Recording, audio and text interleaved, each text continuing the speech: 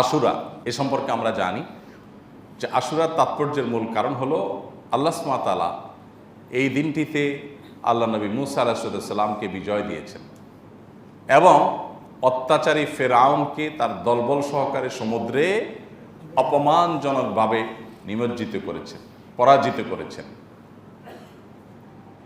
যে মানুষগুলো মাজলুম ছিল, নিষ্পেষিত ছিল, যুগ যুগ ধরে আল্লাহ সুবহানাহু ওয়া তাআলা তাদেরকে নাজাত এবং মুক্তি দিয়েছেন। এটা নাজাত এবং মুক্তির দিন, বিজয়ের দিন। এমনকি ইতিহাসের পরিক্রমায় তার হাজার হাজার বছর পরে এসে নবী করিম সাল্লাল্লাহু আলাইহি সাল্লামের, আমাদের নবী সাল্লাল্লাহু আলাইহি সাল্লামের ওয়াফাতের, তার মৃত্যুর প্রায় অর্ধ শতাব্দীর পর এসে তারই কলিজার টুকরা দৌহিত্র হোসেন রাদিয়াল্লাহু তাআলা আনহুকে যে সপরিবারে কারবালার প্রান্তরে নির্মমভাবে শাহাদাত বরণ করতে হয়েছে, সেটাও কিন্তু বিজয়ের ইতিহাস, পরাজয়ের ইতিহাস না। বিজয় কিভাবে? তিনি শহীদ হয়েছেন সপরিবারে, তাকে সপরিবারে শেষ করে ফেলা হয়েছে, কারণ তখনকার শাসক ইয়াজিদ তাকে প্রতিহত করতে নির্দেশ দিয়েছিল। যে ইয়াজিদ বলেছিল হুসাইন রাদিয়াল্লাহু তাআলা যেন আসতে না পারে এদিকে, তাকে যেন ঠেকানো হয় যে কোনো মূল্যে।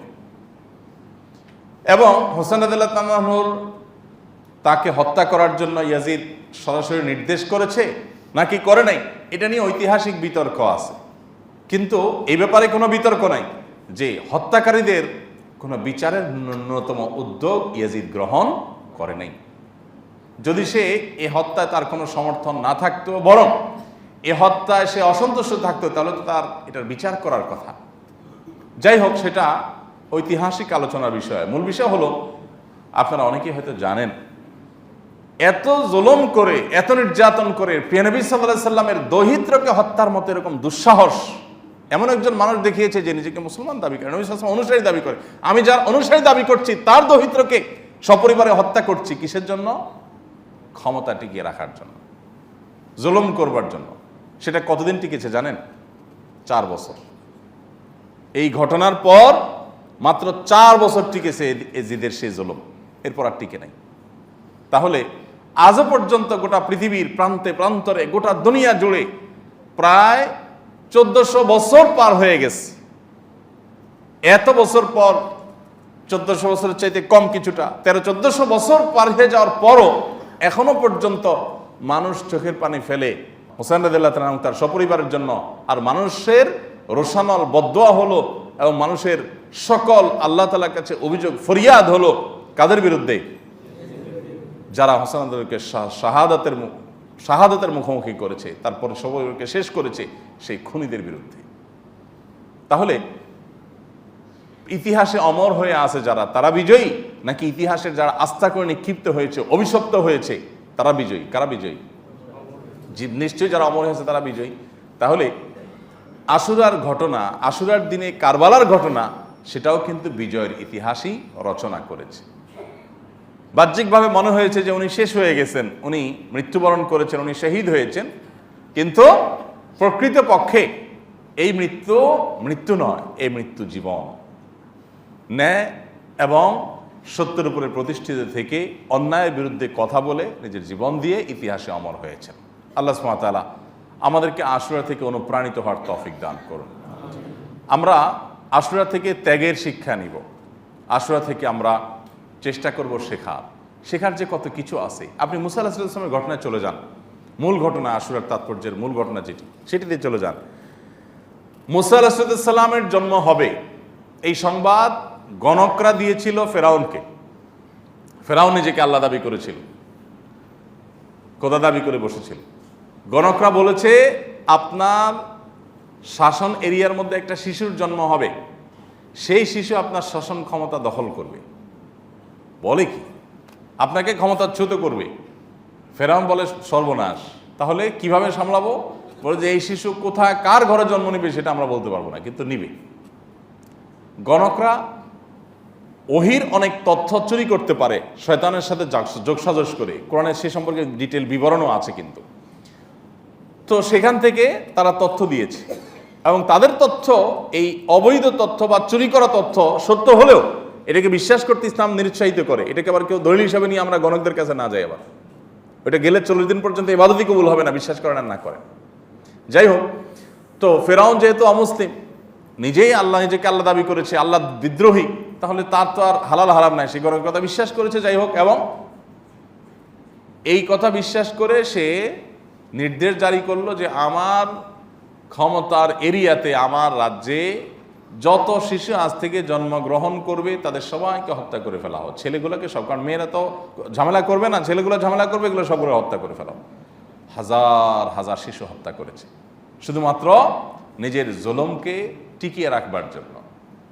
এই অত্যাচারী শাসক অন্যদেরকে পরাধীন করে রেখেছিল, বনী ইসরাইলকে পরাধীন করে রেখেছিল, তাদের স্বাধীনতা খর্ব করেছিল, তাদেরকে শৃঙ্খলে আবদ্ধ করেছিল গোলামীর। এবং সে জুলুমকে প্রলম্বিত করবার জন্য, দীর্ঘায়িত করবার জন্য বাধা হতে পারে, এই জন্য হাজার হাজার শিশু হত্যা করেছে।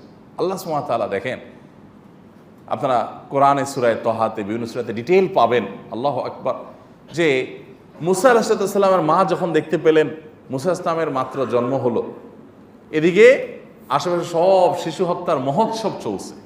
শিশু জন্ম হয়েছে খবর শুনলেই ফেরাউনের লোকজন এসে, তার দলবল সৈনিকরা এসে, তার বাহিনী এসে হত্যা করে ফেলত। তো মুসা আসলামের মা চিন্তা করলেন, চোখের সামনে নিজের বাচ্চাটা হত্যা করবে, এর চাইতে বরং তার বাড়ির পাশে নদী ছিল, নদীতে ছেড়ে দিই, যা হয় হবে, চোখের সামনে হত্যা দেখতে পারবো না। একটা বাক্স টাক্স কিছুটা তৈরি করে ওইটাতে বাচ্চা রেখে ভাসায় দিছে। আল্লাহর কি কুদরত, সে বাক্স যেতে যেতে যেতে যেতে ফেরাউনের রাজপ্রাসাদের পাশে যে ঘাট ছিল, যে ঘাট দেয়া সে গোসল ফুর্তি ফার্তা করতো, সেখানে গিয়ে ঠেকেছে। ফেরাউনের স্ত্রী আবার ছিল সন্তানহীন, সে দেখলো যে আরে বাচ্চার কান্নার আওয়াজ আসতেছে বাক্স থেকে, নদী থেকে ভেসে আসা।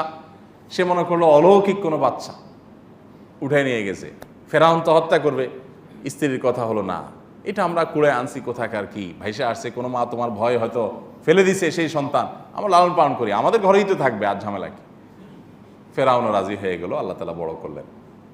আর বড় করার পর অনেক ঘটনা কোরআনে বিবরণ এসেছে যে আপনার এ বাচ্চাকে পরীক্ষা করার জন্য শয়তান ফেরাউন অনেকগুলো উদ্যোগ নিয়েছে, এর ভিতরে জ্বলন্ত আঙ্গার পর্যন্ত দিয়েছে, অনেক ব্যাপার স্যাপার আছে, অনেক ঘটনা আছে। যাই হোক, তো একটা পর্যায়ে মুসা আলাইহিস সালাম ফেরাউনের ঘরেই বড় হলেন। দেখেন, দুধ কলা দিয়ে খাইয়ে পুষিয়ে ফেরাউন বড় করেছে কাকে?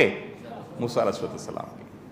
আল্লাহ সুবহানাহু ওয়া তাআলা বলেন, তুমি যাকে ঠেকাবার জন্য এত উদ্যোগ নিয়েছ, তাকে শুধু আমি টিকিয়েছি তা না, তোমার ঘরে ঢুকায় টিকেছি।